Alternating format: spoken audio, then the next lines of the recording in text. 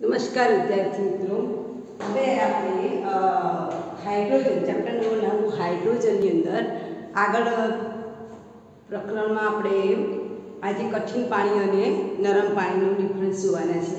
એના અગાઉના લેક્ચરમાં આપણે હાઇડ્રોજનનું સ્થાન, પછી હાઇડ્રોજનની બનાવટ, ગુણધર્મ અને ઉપયોગ, ત્યાર પછી પાણી, પૃથ્વી પર પાણી કેટલા ટકા છે, પાણીનું બંધારણ, એના ભૌતિક ગુણધર્મો વગેરે જોયા. હવે કઠિન પાણી અને નરમ પાણી એમ ટોપિક વારંવાર તમને પરીક્ષામાં પૂછાય છે. હાર્ડ એન્ડ સોફ્ટ વોટર એટલે શું? તો તમને ખબર હશે, જ્યારે વરસાદનું પાણી પડે છે પૃથ્વી ઉપર તો વરસાદનું પાણી એકદમ શુદ્ધ હોય છે, બરાબર. પણ જ્યારે એ ટીપા જ્યારે પૃથ્વીના વાતાવરણમાં આવે છે, એટલે એની અંદર વાતાવરણના વાયુઓ ભળી જાય, પછી જ્યારે એ નદી કે પહાડ ઉપરથી વહે છે એટલે એની અશુદ્ધિઓ, જમીનની અશુદ્ધિ એટલે કે માટી, ધૂળના રજકણો, ત્યાર પછી એ પહાડો ઉપરથી કે પથ્થર ઉપરથી વહે છે એટલે કેલ્શિયમ અને મેગ્નેશિયમ બાયકાર્બોનેટના ક્ષારો પણ અંદર, અશુદ્ધિઓ પણ અંદર ભળી જાય છે. એટલે એ પાણી જે છે એ પાણી પીવા લાયક રહેતું નથી, મતલબ એ કઠિન પાણી બની જાય છે. તો આના પરથી આપણે હાર્ડ અને સોફ્ટ વોટર, તો હાર્ડ વોટર એટલે કે કઠિન પાણી કોને કહેવાય? કે જે પાણીની અંદર કેલ્શિયમ અને મેગ્નેશિયમના ક્ષારો છે, બરાબર. ઉપરાંત જે પાણીનો આપણે ઉપયોગ કરીએ અને એ ઉપયોગ કરવાથી સાબુનું ફીણ ન થાય અને સાબુનો વ્યય થાય, એટલે કે સાબુ વગર તમે મેલ ઉપર છે ને ગમે તેટલો સાબુ ઘસો તો મેલ દૂર ના થાય, પણ વધુને વધુ સાબુ ગળતો જાય, તો એને કેવું પાણી કહેવાય? કઠિન પાણી કહેવાય, રાઈટ. તો વ્યાખ્યા લખજો, કઠિન પાણી એટલે શું? તો કઠિન પાણી એટલે એવું પાણી કે જેમાં કેલ્શિયમ અને મેગ્નેશિયમના બાયકાર્બોનેટ ક્ષાર હાજર હોવાથી સાબુનું ફીણ ન થાય અને સાબુનો બગાડ વ્યય થાય, તેવા પાણીને કેવું પાણી કહેવાય? કઠિન પાણી કહેવાય. તો આના પરથી નરમ પાણી શું લખી શકાય? કે જે પાણીની અંદર કેલ્શિયમ અને મેગ્નેશિયમ બાયકાર્બોનેટના ક્ષારો ન હોય, બરાબર, એને આપણે શું કહીશું? નરમ પાણી. ક્લિયર? સમજ પડી ગઈ? નરમ પાણી એટલે એવું પાણી કે જેમાં કેલ્શિયમ, મેગ્નેશિયમ બાયકાર્બોનેટના ક્ષારો ન હોય અને એ સાબુનું વ્યય થતું ન હોય, બરાબર. તો એવા પાણીને આપણે શું કહીશું? નરમ પાણી. તો ક્યારેક તમને વ્યાખ્યા પૂછાય છે કઠિન પાણી અને નરમ પાણીનો તફાવત આપો, તો કઠિન પાણી છે એ સાબુનો વ્યય કરે છે, જ્યારે નરમ પાણી સાબુનો વ્યય કરતું નથી. કઠિન પાણીમાં સાબુનું ફીણ જલ્દી થતું નથી, નરમ પાણીમાં સાબુનું ફીણ ઝડપથી થાય. કઠિન પાણીમાં કેલ્શિયમ, મેગ્નેશિયમના ક્ષાર હોય છે, નરમ પાણીમાં કેલ્શિયમ, મેગ્નેશિયમના ક્ષારો હોતા નથી. તો આ વાત થઈ કે આપણે કઠિન પાણી અને નરમ પાણી. હવે આ જે કઠિન પાણી છે એના કારણે તમે જો આપણે જે બોઇલર તમે બધાએ જોયું હશે કે શિયાળામાં આપણે પાણી ગરમ કરવા માટે મોટા મોટા જે હોટલો હોય છે અથવા તો આશ્રમો હોય છે અથવા તો હોસ્ટેલ છે, એમાં પણ આપણે બોઇલરનો ઉપયોગ કરીએ છીએ. તો એ બોઇલરની અંદર આપણે કઠિન પાણી ન વાપરી શકીએ. કેમ?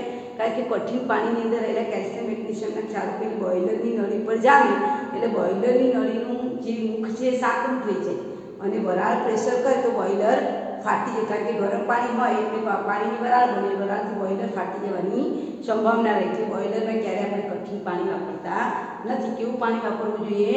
નરમ પાણીની, તો બોઇલર ફાટી જવાની શક્યતા રહે. હવે આ જે કઠિનતા છે એ કઠિન પાણીની કઠિનતા બે પ્રકારની છે, અસ્થાયી કઠિનતા અને સ્થાયી કઠિનતા. તો કઠિનતાના બે પ્રકાર, બરાબર. કઈ? અસ્થાયી કઠિનતા અને બીજી છે સ્થાયી કઠિનતા. તો અસ્થાયી કઠિનતા કોને કહેવાય? તો પહેલા એની વ્યાખ્યા તમને પૂછે છે કે અસ્થાયી કઠિનતા કોના કારણે આવે? તો અસ્થાયી કઠિનતા કેલ્શિયમ અને મેગ્નેશિયમ બાયકાર્બોનેટના કારણે. એટલે આ પ્રશ્ન વારંવાર પૂછાય છે, અસ્થાયી કઠિનતા કોના કારણે છે? કેલ્શિયમ અને મેગ્નેશિયમના બાયકાર્બોનેટ ક્ષારોને લીધે.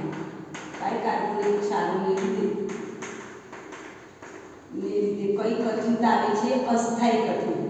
એનો શબ્દ છે અસ્થાયી કઠિનતા. ધેટ મીન્સ તમે એને દૂર કરી શકો છો. પાણીને ઉકાળો અથવા તો સૂર્યપ્રકાશના તડકામાં મૂકી રાખવું અથવા તો તેમાં કળી ચૂનો નાખો તો પણ એ પાણી કેવું થઈ જાય? નરમ બની જાય. અને અસ્થાયી કઠિનતા મતલબ તમે એનો ઘરેલું ઉપાય કરી શકો. એને અસ્થાયી કઠિનતા કહેવાય। તો અસ્થાયી કઠિનતા કોને આધારિત છે? તો કેલ્શિયમ અને મેગ્નેશિયમ બાયકાર્બોનેટના ક્ષારોને કારણે પાણીમાં જે કઠિનતા આવે છે અને અસ્થાયી કઠિનતા કહેવાય છે। અસ્થાયી કઠિનતાને દૂર કરવા માટે આને અસ્થાયી કઠિનતા કહેવાય। હવે આ અસ્થાયી કઠિનતાને દૂર કરવા માટે અહીંયા શબ્દ લખું છું અસ્થાયી કઠિનતા। તો અસ્થાયી કઠિનતાને દૂર કરવા માટે બે પદ્ધતિ છે। એક તો પાણીને ઉકાળવાની પદ્ધતિ, પાણીને ઉકાળવું, બરાબર, ઉકાળવાની પદ્ધતિ, અને બીજું છે કાલ્પન પદ્ધતિ, એને ક્લર્ક પદ્ધતિ પણ કહેવાય। ક્લર્ક પદ્ધતિ અથવા તો કૌંસમાં લખું છું કાલ્પન પદ્ધતિ। આ બે પદ્ધતિ નામ છે એનું। આ બે પદ્ધતિ દ્વારા આપણે એને શું કરી શકીએ છીએ? અસ્થાયી કઠિનતાને દૂર કરી શકીએ છીએ। તો પાણીની અસ્થાયી કઠિનતા કોને આપે છે? કેલ્શિયમ અને મેગ્નેશિયમ બાયકાર્બોનેટને આભારી છે। જ્યારે આપણે એને સાબુનું સૂત્ર શું છે? Sodium stearic C17H35COON। આ મારું સાબુ છે જે સોડિયમ એસિડના ચરબીયુક્ત ક્ષારો છે, સમજાય છે? ચરબીયુક્ત એસિડિક ક્ષારો છે। આનું નામ લખો તો શું લખાય? સોડિયમ સ્ટીઅરિક, જે શું છે? સોડિયમના ફેટી એસિડના સોડિયમ ક્ષાર છે। આ શું કહેવાય? ફેટી એસિડના, આટલો ભાગ ફેટી એસિડ કહેવાય, બરાબર, ફેટી એસિડના સોડિયમ ક્ષાર છે। કેવા ક્ષાર છે? સોડિયમ ક્ષાર। હવે આ પદાર્થને જ્યારે કઠિન પાણી કે કઠિન પાણીમાં ખબર છે મેગ્નેશિયમ બાયકાર્બોનેટ છે, એની સાથે પ્રક્રિયા કરે તો આ મેગ્નેશિયમ છે એ સોડિયમની જગ્યાએ જતો રહે અને મોટા ભાગનું પાણી આ ક્ષારને દૂર કરવામાં વપરાય જાય એટલે પાણીનું શું થાય? વ્યય થાય છે। આવી પ્રક્રિયા કંઈક અંદર જોવા મળે છે। જ્યાં સોડિયમ છે એ સોડિયમનું સ્થાન કોણ લઈ જાય? મેગ્નેશિયમ લઈ જાય, અને એના કારણે શું થાય કે મોટા ભાગનું પાણી પેલા કેલ્શિયમ મેગ્નેશિયમ ક્ષારને દૂર કરવામાં જ વપરાય જાય એટલે પાણીનો શું થાય? વ્યય થાય છે। સાબુનું પણ વ્યય થાય છે। તો એવા પાણીને આપણે શું કહીશું? કઠિન પાણી કહીશું। એટલે કઠિન પાણીમાં રિયલમાં આ પ્રક્રિયા થાય છે, બરાબર। ઓકે, ચાલો હવે આપણે કઠિનતા બે પ્રકારની છે, અસ્થાયી કઠિનતા અને સ્થાયી કઠિનતા। અસ્થાયી કઠિનતા કોને આભારી છે? કેલ્શિયમ અને મેગ્નેશિયમ બાયકાર્બોનેટને આભારી છે। હવે આ અસ્થાયી કઠિનતા મારે દૂર કરવી હોય તો હું બે રીતે કરી શકું। તો પાણીને ઉકાળી અથવા તો કળી ચૂનો વાપરીને, જેને કઈ પદ્ધતિ કીધી છે? ક્લર્ક પદ્ધતિ અથવા તો કાલ્પન પદ્ધતિ। હવે પાણીને ઉકાળવાની પદ્ધતિ લઈએ તો એને પાણીને ઉકાળવાથી આપણે બે રીતે એને દૂર કરીશું। દાખલા તરીકે મેગ્નેશિયમ બાયકાર્બોનેટ લીધો છે તો મેગ્નેશિયમ બાયકાર્બોનેટને આપણે પાણીની અંદર મેગ્નેશિયમ બાયકાર્બોનેટ છે એને તમે ઉકાળશો એટલે મેગ્નેશિયમ કાર્બોનેટ વત્તા CO2 વત્તા H2 મળશે। હજુ પણ આનું આગળ તમે પ્રક્રિયા કરશો એટલે MgOH ટ્વાઇસ મળશે, કારણ કે મેગ્નેશિયમ હાઇડ્રોક્સાઇડ એ પાણીમાં વધુ દ્રાવ્ય છે। એટલે જૂની ટેક્સ્ટમાં તમને મેગ્નેશિયમ કાર્બોનેટ આપેલું છે, ન્યૂ ટેક્સ્ટમાં તમને મેગ્નેશિયમ હાઇડ્રોક્સાઇડ, કારણ કે મેગ્નેશિયમ હાઇડ્રોક્સાઇડ વધુ દ્રાવ્ય છે એટલે મેગ્નેશિયમ હાઇડ્રોક્સાઇડ લખવું યોગ્ય છે। અને બીજું સૂત્ર લખવું હોય પાણીને ઉકાળવાથી કેલ્શિયમ, ધારો કે મેં કેલ્શિયમ બાયકાર્બોનેટ લીધું છે તો કેલ્શિયમ બાયકાર્બોનેટ છે એમાંથી આપણને શું મળશે? કેલ્શિયમ કાર્બોનેટ વત્તા CO2 વાયુ વત્તા H2, બરાબર, આવી રીતે આપણને મળશે। ધેટ મીન્સ બાયકાર્બોનેટનું રૂપાંતર શેમાં થશે? કાર્બોનેટમાં। પાણીની જો તમે કઠિન પાણી છે એ કઠિન પાણીને ઉકાળો અને એ અસ્થાયી કઠિનતા હોય, પાણીના અસ્થાયી કઠિનતા હોય, પાણીને તમે ઉકાળો તો બાયકાર્બોનેટનું રૂપાંતર શેમાં થાય છે? કાર્બોનેટમાં। જવાબમાં લખજો કે મેગ્નેશિયમ બાયકાર્બોનેટનું રૂપાંતર મેગ્નેશિયમ હાઇડ્રોક્સાઇડમાં થાય અને કેલ્શિયમ બાયકાર્બોનેટનું રૂપાંતર શેમાં થાય? Calcium carbonate. આ કેલ્શિયમ બાયકાર્બોનેટ છે, હાઇડ્રોજન હોય ને એટલે એને બાયકાર્બોનેટ, કેલ્શિયમ બાયકાર્બોનેટ છે, બરાબર। અને આ જે છે ને એ કેલ્શિયમ કાર્બોનેટ છે। કયું કાર્બોનેટ છે? Calcium carbonate. તો આ રીતે પાણીને ઉકાળીને પણ આપણે પાણીની અંદરની કઠિનતા, અસ્થાયી કઠિનતાને દૂર કરી શકાય। બીજી પદ્ધતિ છે મારી ક્લર્ક પદ્ધતિ અથવા એને કાલ્પન પદ્ધતિ પણ કહેવામાં આવે છે। તો અસ્થાયી કઠિનતા દૂર કરવા માટેની બીજી પદ્ધતિ, અસ્થાયી કઠિનતા દૂર કરવાની માટેની બીજી પદ્ધતિ કઈ છે? કાલ્પન પદ્ધતિ પણ કહેવાય અને ક્લર્ક પદ્ધતિ પણ કહેવાય। ક્લર્ક પદ્ધતિ, આ પદ્ધતિની અંદર શું કરવામાં આવે? પહેલા તો યોગ્ય જથ્થામાં માપ કરેલું કળી ચૂનો એનું ચોક્કસ વજન કરવામાં આવે અને એ કળી ચૂનાને અમુક ચોક્કસ 25 લિટર, 50 લિટર, 100 લિટર, 1 લિટર ચોક્કસ પાણીની અંદર ચોક્કસ જથ્થો વજન કરીને ફોડેલા ચૂનાનો ચોક્કસ જથ્થો અંદર નાખવામાં આવે છે। દાખલા તરીકે મેગ્નેશિયમ બાયકાર્બોનેટ છે તો મેગ્નેશિયમ બાયકાર્બોનેટની અંદર કળી ચૂનો નાખવામાં આવે એટલે CaOH ટ્વાઇસ, બરાબર. અથવા તો તમે કેલ્શિયમ બાયકાર્બોનેટ, તમારે જો કઠિન પાણી છે ને તો એમાં કાં તો કેલ્શિયમ બાયકાર્બોનેટ લખવાનું કાં તો મેગ્નેશિયમ, બેમાંથી એક સૂત્ર લખવાનું. એની CaO ટ્વાઇસ સાથે પ્રક્રિયા કરશું એટલે અહીંયા તમને શું મળશે? મેગ્નેશિયમ હાઇડ્રોક્સાઇડ મળશે વત્તા CaCO3 મળશે વત્તા H2 મળશે. જ્યારે અહીંયા તમને કેલ્શિયમ કાર્બોનેટ વત્તા ટ્વાઇસ H2O મળશે, બરાબર. તો કહેવાનો મતલબ કે આ બાયકાર્બોનેટનું રૂપાંતર શેમાં થશે? કેલ્શિયમ કાર્બોનેટમાં. અને મેગ્નેશિયમ બાયકાર્બોનેટનું રૂપાંતર થશે મેગ્નેશિયમ હાઇડ્રોક્સાઇડમાં. કોનો ઉપયોગ કરવાથી? ફોડેલો ચૂનો, જેને આપણે કળી ચૂનો પણ કહીએ છીએ. તો આ રીતે આપણે અસ્થાયી કઠિનતા દૂર કરી શકીએ છીએ અને આમાં આપણે કળી ચૂનો વાપરીએ છીએ. એટલે આ પદ્ધતિનું નામ શું પાડ્યું છે? ક્લર્ક પદ્ધતિ અથવા તો કાલ્બન પદ્ધતિ. જ્યારે વ્યાપારી ધોરણે કાલ્બન તરીકે ઓળખવામાં આવે છે, ક્લર્ક પદ્ધતિ, આ પદ્ધતિની અંદર આપણે ક્લર્ક પદ્ધતિ કહીએ છીએ. આ કાર્બન પદ્ધતિ પછી આવશે કે ક્લર્ક પદ્ધતિની અંદર જે આપણને ગાળણ પ્રક્રિયા દૂર કરવામાં આવે છે અને ક્લર્ક મેથડ એટલે કેલ્શિયમ ઓક્સાઇડ છે. અને આની અંદર તમને સોડિયમ હેક્સા, આ જે પદ્ધતિ છે એને આપણે ક્લર્ક પદ્ધતિ કહીશું. બીજી જે એક પદ્ધતિ આપી છે એને કાર્બન પદ્ધતિ કહીશું, બરાબર. જેમાં સોડિયમ હેક્સામેટા કાર્બોનેટ એનો ઉપયોગ કરેલો છે, બરાબર.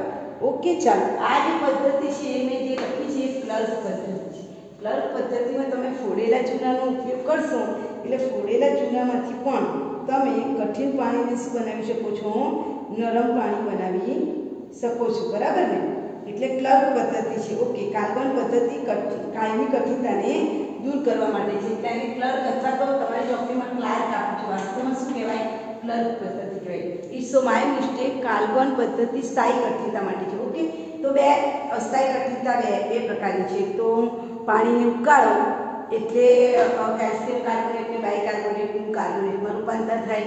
એવી રીતે ક્લર્ક પદ્ધતિ છે, એમાં તમે કળી ચૂનો નાખો ચોક્કસ વજન કરેલો તો એમાંથી આપણને શું મળે છે?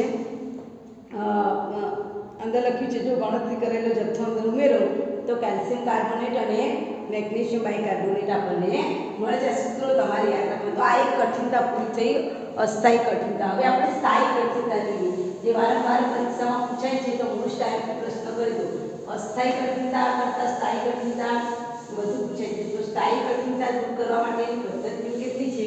તો 4 પદ્ધતિ. એટલે પ્રશ્ન લખજો, સ્થાયી કઠિનતા દૂર કરવા માટેની પ્રશ્ન છે કાયમી કઠિનતા, જેને સ્થાયી કઠિનતા કહેવાય. 9.6.7 સ્થાયી કઠિનતા દૂર કરવા માટેની પદ્ધતિઓ, વર્ણન. બધી પદ્ધતિઓનું આપણે વર્ણન કરવાનું છે, બરાબર. તો પહેલો પ્રશ્ન કે ભાઈ સ્થાયી કઠિનતા, જેમ અસ્થાયી કઠિનતા વારંવાર પૂછાય છે, અસ્થાયી કઠિનતા કોને આભારી છે? કેલ્શિયમ અને મેગ્નેશિયમ બાયકાર્બોનેટને આભારી છે. તેમ સ્થાયી કઠિનતા કોને આભારી છે? તો સ્થાયી કઠિનતા કેલ્શિયમ અને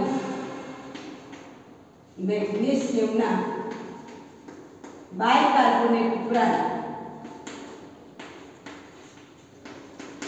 કેલ્શિયમ અને મેગ્નેશિયમના ક્લોરાઇડ અને સલ્ફેટ ક્ષારોને આભારી છે. કયા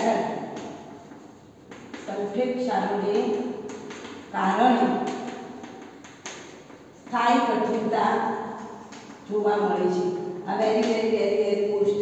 સ્થાયી કઠિનતા કોને આભારી છે? તો કેલ્શિયમ મેગ્નેશિયમ બાયકાર્બોનેટ ઉપરાંત આ જવાબ અગત્યનો છે. કેલ્શિયમ મેગ્નેશિયમના ક્લોરાઇડ અથવા તો સલ્ફેટ ક્ષારો છે, એના કારણે આપણને શું જોવા મળે છે? સ્થાયી કઠિનતા જોવા મળે છે. હવે સ્થાયી કઠિનતા દૂર કરવા માટે કેટલી પદ્ધતિઓ છે? સ્થાયી કઠિનતા દૂર કરવા માટેની 4 પદ્ધતિઓ છે. નંબર 1 ધોવાના સોડાની પદ્ધતિ. નંબર 2 કાર્બન પદ્ધતિ. હવે આવશે કાર્બન પદ્ધતિ. કાર્બન પદ્ધતિ. પછી નંબર 3 છે આયન વિનિમય રેઝિન પદ્ધતિ. અને સંશ્લેષિત રેઝિન પદ્ધતિ, બરાબર. આયન વિનિમય પદ્ધતિ અને સંશ્લેષિત રેઝિન પદ્ધતિ.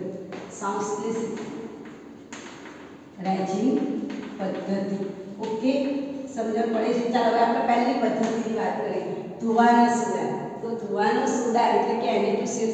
ખાવાનું સોડા એટલે NaSCO3 જેને આપણે સોડિયમ બાયકાર્બોનેટ કહીએ છીએ. ઈનો આપણે ઢોકળા, ઇડલી, ઢોસા વગેરે બનાવવા માટે જે વાપરીએ છીએ એ સોડિયમ બાયકાર્બોનેટ, જેને આપણે ખાવાનું સોડા કહીએ. ધોવાના સોડા એટલે Na2CO3. જો તમે ચોક્કસ ધોવાના સોડાની વજન કરીને ધોવાના સોડા કઠિન પાણીમાં રહેલા કેલ્શિયમ અને મેગ્નેશિયમના સલ્ફેટ અને ક્લોરાઇડ આયન સાથે પ્રક્રિયા કરીને અદ્રાવ્ય કાર્બોનેટ ક્ષારો આપે છે. ચોક્કસ વજન કરેલો પદાર્થ આપણે એમાં નાખીએ. હું સૂત્ર લખું છું.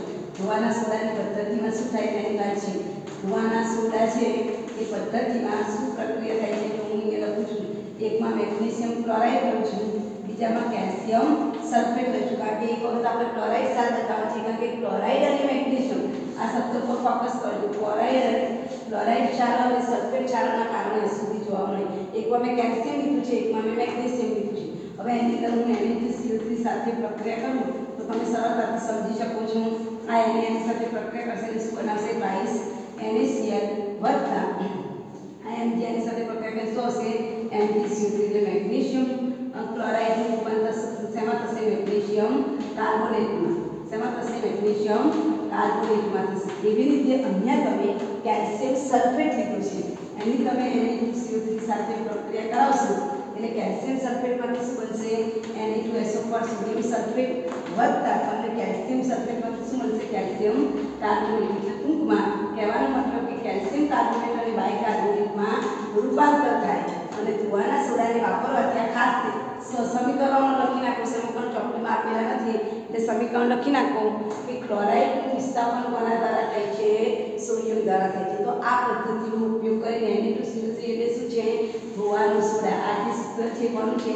ધોવાના સોડા. જેની સાથે પ્રક્રિયા કરાવો એટલે મેગ્નેશિયમ ક્લોરાઇડનું રૂપાંતર મેગ્નેશિયમ કાર્બોનેટમાં થાય, કેલ્શિયમ સલ્ફેટનું રૂપાંતર કેલ્શિયમ કાર્બોનેટમાં થાય. કોઈને એવું થાય કે મારે અહીંયા કેલ્શિયમની જગ્યાએ મેગ્નેશિયમ લેવું, મેગ્નેશિયમની જગ્યાએ કેલ્શિયમ લેવું છે, તમે લઈ શકો. આની આ પ્રક્રિયા તમે મેગ્નેશિયમ સલ્ફેટ લઈને પણ કરાવી શકો છો અને આની આ પ્રક્રિયા તમે કેલ્શિયમ ક્લોરાઇડ લઈને પણ કરી શકો છો. કોઈ પણ બે પ્રક્રિયાઓ લખવાની જેમાં એકમાં ક્લોરાઇડ આવે, એકમાં સલ્ફેટ આવે. તો આ થઈ ગઈ તમારી ધોવાના સોડાવાળી પદ્ધતિ. ત્યાર પછી બીજી પદ્ધતિ છે કાર્બન પદ્ધતિ. આ જે કાર્બન પદ્ધતિ છે એમાં વ્યાપારી ધોરણે એને કાર્બન તરીકે ઓળખવામાં આવે છે. સોડિયમ હેક્સામેટાફોસ્ફેટ. તમને પરીક્ષામાં પૂછાય છે કે કાર્બન એટલે શું? તો સોડિયમ લખજો. કાર્બન પદ્ધતિ તો સોડિયમ હેક્સામેટાફોસ્ફેટ. હેક્સામેટાફોસ્ફેટનું વ્યાપારિક નામ, વ્યાપારિક ધોરણે એને શું કહેવાય છે? કાર્બન તરીકે ઓળખવામાં આવે છે. અને એનું અણુસૂત્ર શું આવે? સોડિયમ હેક્સા કીધું છે એટલે Na6P6O18 જેને સોડિયમ હેક્સામેટાફોસ્ફેટ કહે. એટલે પહેલાં તો સૂત્ર લખી નાખવું કે કાર્બનનું સૂત્ર શું થાય? તો સોડિયમ હેક્સામેટાફોસ્ફેટને કાર્બન કહેવામાં આવે. એનું અણુસૂત્ર છે Na6P6O18. હવે આ જે પદાર્થ છે તે કેલ્શિયમ અને મેગ્નેશિયમ ક્ષારો સાથે પ્રક્રિયા કરે છે ત્યારે શું થાય છે? તો શરૂઆતમાં બે સોડિયમના પરમાણુ થઈને NA4 મળે. એ NA4 પછી આમાંથી પ્રક્રિયા કરે છે. તો સૌ પ્રથમ શું હું પ્રક્રિયા લખું? તમે પ્રક્રિયા લખી દેજો. પહેલાં હું સોડિયમ હેક્સામેટાફોસ્ફેટ લઉં છું. એ સોડિયમ હેક્સામેટાફોસ્ફેટ સૌ પ્રથમ પ્રક્રિયા કરીને બે સોડિયમના પરમાણુ થઈ જશે Na+ વત્તા શું બનશે? Na4P6O18 -2. બરાબર? કારણ કે બે અણુ આપણે દૂર કરે છે. ત્યાર પછી આ જે સંકીર્ણ સંયોજન બને છે, કઠિન પાણીમાં ઉમેરવામાં આવે છે ત્યારે આ જે સંકીર્ણ સંયોજન છે હવે મેગ્નેશિયમ અને બાયકાર્બોનેટ ક્ષાર સાથે પ્રક્રિયા કરશે. બીજા તબક્કામાં બે તબક્કા તમે લખી નાખજો. Na4P6O18 -2 છે એ મારા મેગ્નેશિયમ કે કેલ્શિયમ ક્ષાર સાથે દાખલા તરીકે મેગ્નેશિયમ ક્લોરાઇડ કીધું છે. બરાબર ને? કોઈ પણ એક ક્ષાર કીધું તો મેગ્નેશિયમ ક્લોરાઇડ છે તો આના બે સોડિયમ પરમાણુને કાઢી નાખશે અને અહીંયા બનશે ટ્વાઇસ NaCl. બરાબર? આમાંથી બે આની સાથે જતા રહે. હવે વધ્યું શું? તો અહીંયા જે છે આપેલું છે એમાં Na બે સોડિયમ પરમાણુ જતા રહે પછી Na2 પછી શું બનશે? P6O18. બરાબર? અને તમને વત્તા ટ્વાઇસ Na વત્તા અહીંયા જે છે અહીંયા મેગ્નેશિયમ ક્ષાર છે ને કયો આવ્યો? Mg. તમે લખી નાખજો સમીકરણ. તમને ખ્યાલ ના આવે તો અહીંયા સમીકરણ તમે જોઈ શકો છો. લખી નાખો. શું છે? જો અહીંયા ધ્યાન રાખજો બરાબર. પહેલાથી 6 હેક્સામેટાફોસ્ફેટ ધેટ મીન્સ 6 છે. 6 માંથી શરૂઆતમાં 2 રાસાયણિક પ્રક્રિયા કરશે એટલે 2 સોડિયમ નીકળી જાય. હવે કેટલા સોડિયમ રહ્યા? 4. હવે 4 સોડિયમ પરમાણુ બાકી રહ્યા ત્યારે તમે મેગ્નેશિયમ ક્લોરાઇડ લો, કેલ્શિયમ ક્લોરાઇડ લો કે કોઈ પણ લો, સલ્ફેટ અને ક્લોરાઇડ હોવા જોઈએ. મેં મેગ્નેશિયમ ક્લોરાઇડ લીધું તો એ મેગ્નેશિયમ ક્લોરાઇડ તમે જો ક્લોરીન પાસે કેટલા અંશ છે? 2. તો આ 2 ક્લોરીન આમાંથી કેટલા ક્લોરીન ને સોડિયમ લઈ જશે?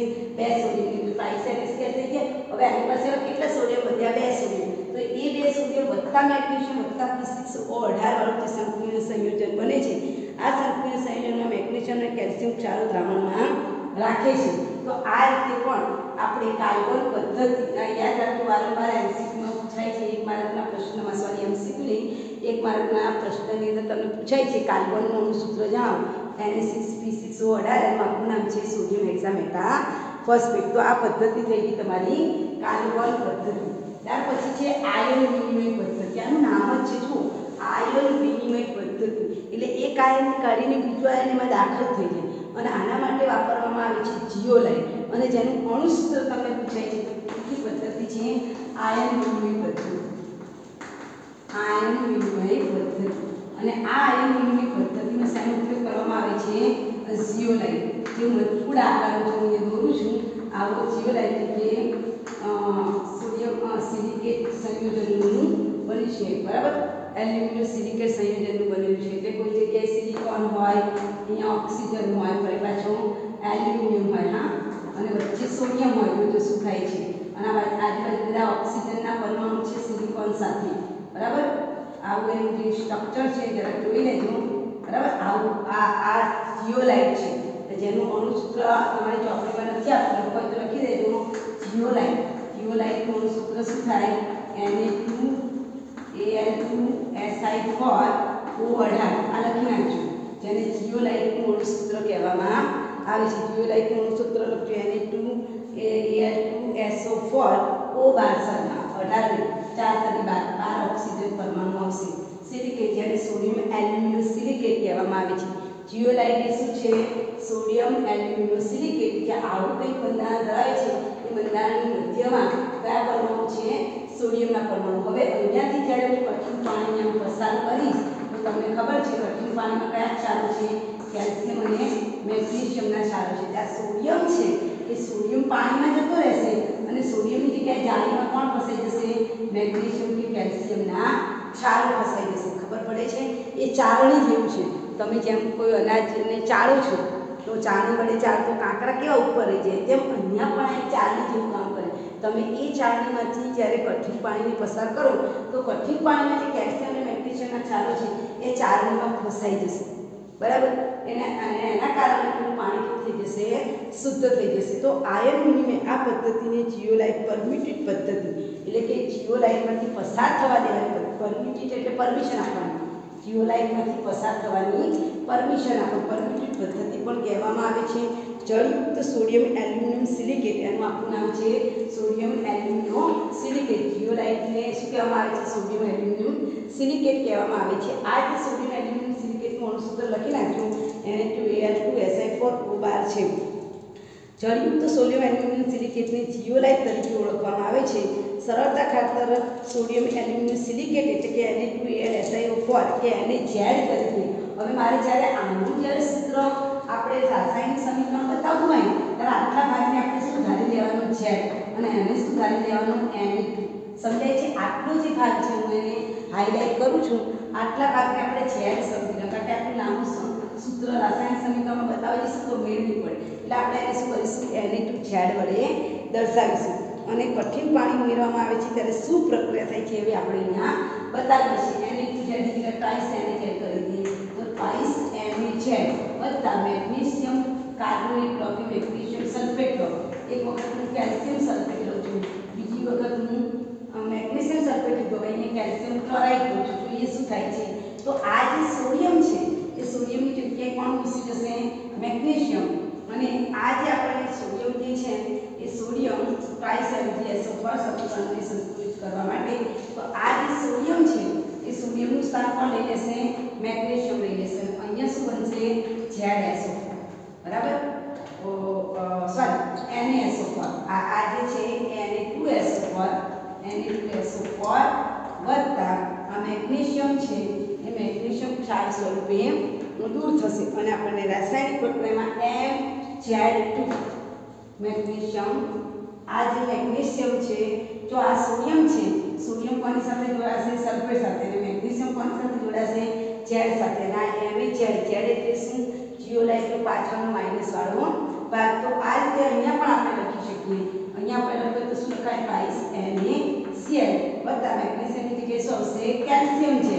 ટૂંકમાં આ તમે જો આ રાસાયણિક સમીકરણ લખી નાખો ચોપડીમાં આપેલું નથી, બરાબર? તો આ રીતે કેલ્શિયમ અને મેગ્નેશિયમના ક્ષાર સ્વરૂપે આપણે આયન વિનિમય પદ્ધતિ દ્વારા કઠિન પાણીને નરમ પાણી બનાવી શકીએ છીએ.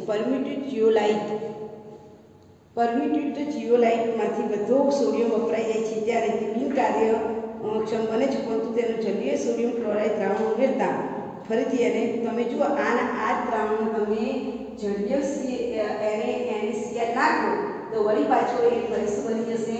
જીઓલાઇટનું અણુ બની જશે, બરાબર? ટૂંકમાં ફરીથી આપણે એને શું કરી શકીએ છીએ? પુનર્જીવિત કરી શકીએ છીએ. તો આ થઈ ગઈ તમારી આયન વિનિમય પદ્ધતિ. હવે છેલ્લી પદ્ધતિ છે સંશ્લેષિત રેઝિન પદ્ધતિ. ચાલો, સંશ્લેષિત રેઝિન પદ્ધતિ એટલે શું? તો રેઝિન પદ્ધતિ એવું પતલું હમ્પી હલે છે ખસના એક્ઝામ. સંશ્લેષિત રેઝિન પદ્ધતિ પ્રવર્તમાન સમયમાં કઠિન પાણીને નરમ બનાવવા માટે સંશ્લેષિત ઘનાયન વિનિમય કરતા તેમજ સંશ્લેષિત ઋણાયન વિનિમય કરતાનો ઉપયોગ થાય છે.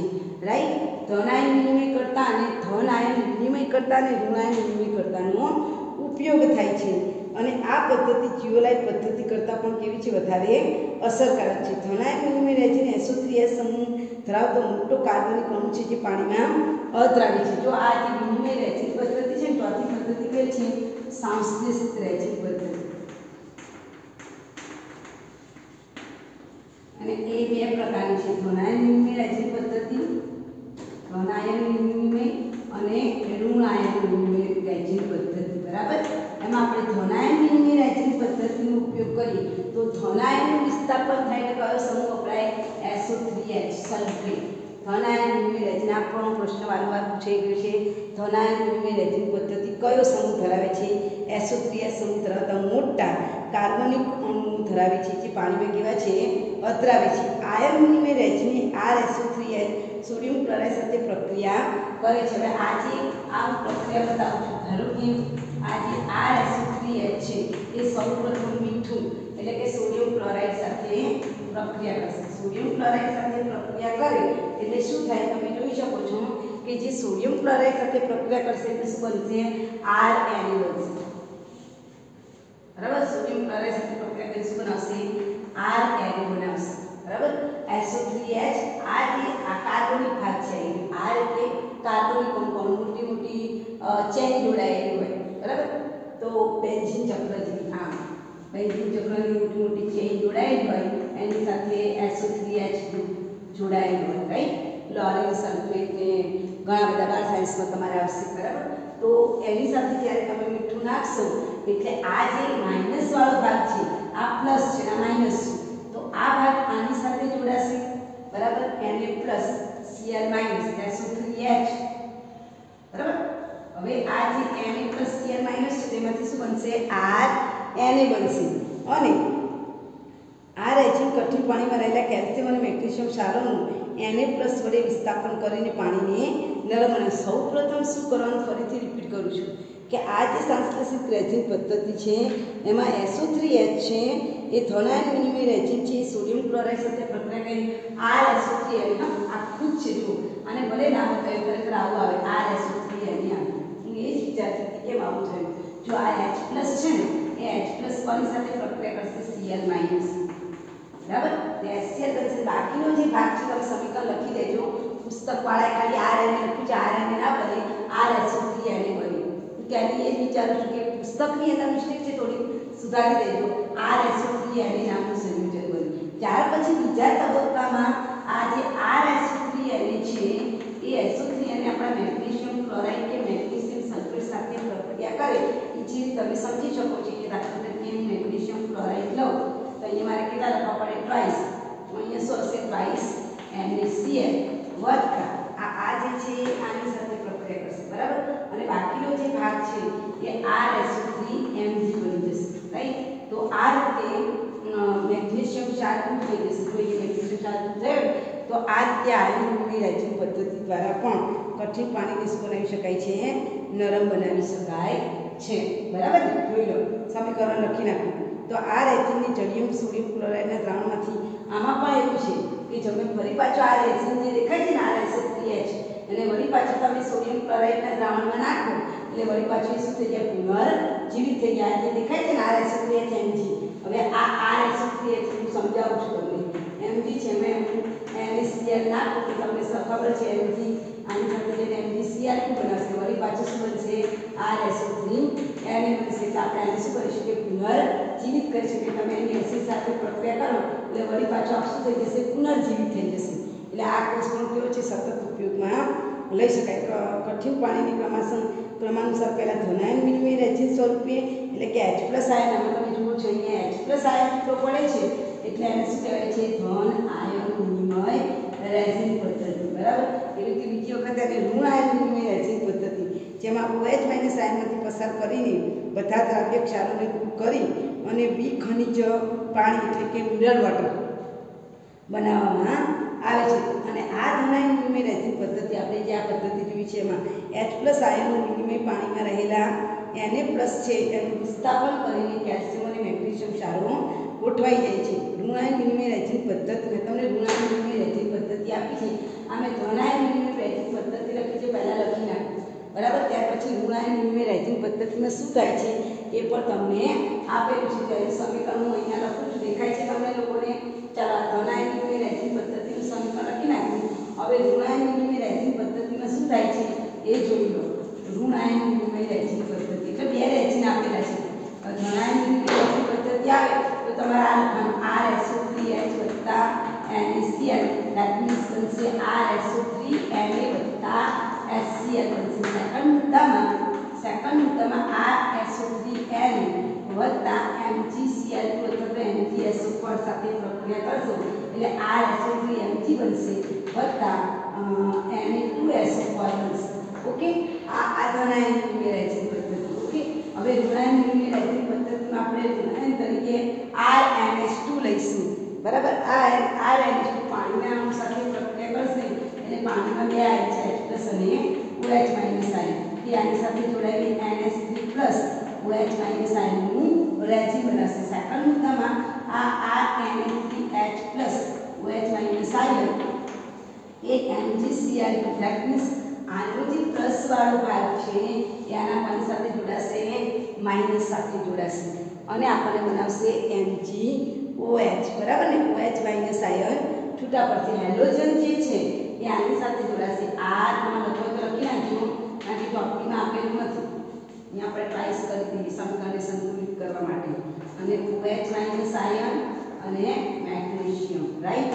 તો આ રીતે સમીકરણ બનશે જે ઋણાયન વિનિમય રેઝિન પદ્ધતિ છે. OH- આયન પાણીમાં રહેલા Cl- SU3- SO4- વડે ઋણાયન દ્વારા થાય છે. અને આ રીતે ઉત્પન્ન થતો OH- ધનાયન વિનિમયથી ઉત્પન્ન થયેલા H+ સાથે પ્રક્રિયા કરીને પાણીને તટસ્થ બનાવે છે. આમ બિનકાર્યક્ષમ બનેલા ધન આયન અને ઋણાયન વિનિમય રેઝિનને અનુક્રમે એકમાં એસિડ નાખવાથી, આમાં આગળ તમે જુઓ, આમાં તમે એસિડ નાખો ને એટલે પાછો એક પુનર્જીવિત થઈ જાય. RSO3Na વત્તા HCl નાખો એટલે શું થઈ જાય, પુનર્જીવિત, બરાબર. એવી રીતે આમાં તમે બેઝ નાખો તો એ પણ શું થઈ જાય, પુનર્જીવિત થઈ જાય. તો આ 4 પદ્ધતિ વેરી મોસ્ટ આવતીકાલે હોમવર્કમાં 4 પદ્ધતિ વેરી મોસ્ટ ફરીથી રિપીટ કરું છું. અસ્થાયી કઠિનતા પૂછાય તો કેલ્શિયમ અને મેગ્નેશિયમ બાયકાર્બોનેટ લખવાનું. સ્થાયી કઠિનતા પૂછાય તો calcium chloride, calcium sulphate, magnesium chloride અને મેગ્નેશિયમ સલ્ફેટ. શોર્ટમાં લખવું હોય તો કેલ્શિયમ અને મેગ્નેશિયમના ક્લોરાઇડ અને સલ્ફેટ ક્ષારોને કારણે સ્થાયી કઠિનતા જોવા મળે. અને સ્થાયી કઠિનતાની 4 પદ્ધતિઓ વેરી મોસ્ટ. એમાં છેલ્લી 2 પદ્ધતિઓ વારંવાર પૂછાય છે. સંશ્લેષિત રેઝિન પદ્ધતિ મોસ્ટ આઈએમપી, ધનાયન વિનિમય રેઝિન પદ્ધતિ અને ઋણાયન વિનિમય રેઝિન પદ્ધતિ તમને ખાસ પૂછાય છે. તો આપણે આને તૈયાર કરીશું. હોમવર્કમાં આટલું તમારે લખી મને સેન્ડ કરવાનું.